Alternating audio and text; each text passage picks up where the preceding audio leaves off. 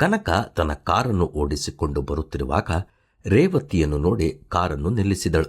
ಕಾರಿನ ಮುಂದಿನ ಸೀಟಿನಲ್ಲಿ ಅನೇಕ ವಸ್ತುಗಳನ್ನು ಇಟ್ಟದ್ದನ್ನು ಕಂಡ ರೇವತಿ ಹಿಂದೆ ಕುಳಿತುಕೊಂಡು ಕನಕಳ ಪಕ್ಕದಲ್ಲಿದ್ದ ವಸ್ತುಗಳನ್ನು ಕಂಡು, ಇದನ್ನು ಎಲ್ಲಿಂದ ತೆಗೆದುಕೊಂಡು ಬಂದೆ ಎಂದು ಕೇಳಿದಳು. ಅದಕ್ಕೆ ಕನಕ, ಇದು ಮನೆಯಲ್ಲಿದ್ದ ಹಳೆ ಬಟ್ಟೆಗಳು ಎಂದಳು. ರೇವತಿಗೆ ಆಶ್ಚರ್ಯವಾಯಿತು. ಏಕೆಂದರೆ ಆ ಬಟ್ಟೆಗಳು ಹರಿದಂಥ ಸ್ಥಳದಲ್ಲಿ ವಿಚಿತ್ರವಾಗಿ ವಿವಿಧ ಬಣ್ಣಗಳಿಂದ ಹೊಲಿಗೆ ಹಾಕಲಾಗಿತ್ತು.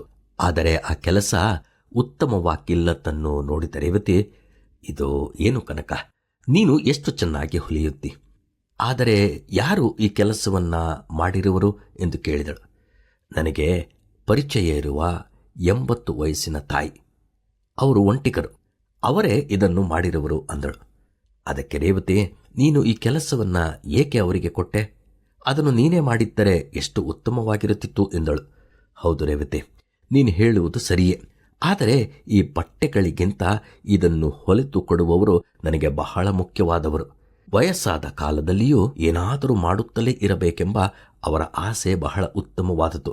ಅವರು ದೃಷ್ಟಿ ಕಡಿಮೆಯಾಗಿದ್ದರೂ, ಕೈಗಳಲ್ಲಿ ನಡುಕವಿದ್ದರೂ ಇತರರಿಗೆ ತಾನು ಉಪಯೋಗವಾಗಿರಬೇಕೆಂಬ ಆತ್ಮವಿಶ್ವಾಸವನ್ನು ಹೊಂದಿರುತ್ತಾರೆ. ಅವರ ಆತ್ಮವಿಶ್ವಾಸವನ್ನು ಹಾಳು ಮಾಡಲು ನನಗೆ ಇಷ್ಟವಿಲ್ಲ. ಹೀಗಾಗಿ ನಾನು ಏನಾದರೊಂದು ಕೆಲಸ ಕೊಟ್ಟರೂ ಅದರಲ್ಲಿ ಅವರು ಸಂತೋಷವಾಗಿರುತ್ತಾರೆ. ಅದನ್ನು ನೋಡಿ ನಾನು ಸಂತೋಷ ಪಡುತ್ತೇನೆ. ಹೌದು ಪ್ರಿಯರೇ, ಅನೇಕ ಬಾರಿ ನಾವು ಹಿರಿಯರನ್ನು ಕಂಡು ಅವರಿಗೆ ಯಾವುದೇ ಕೆಲಸವನ್ನು ಮಾಡಲು ಆಗುವುದಿಲ್ಲವೆಂದು ನೆನೆಸಿ ಅವರನ್ನು ನಿರ್ಲಕ್ಷಿಸುತ್ತೇವೆ.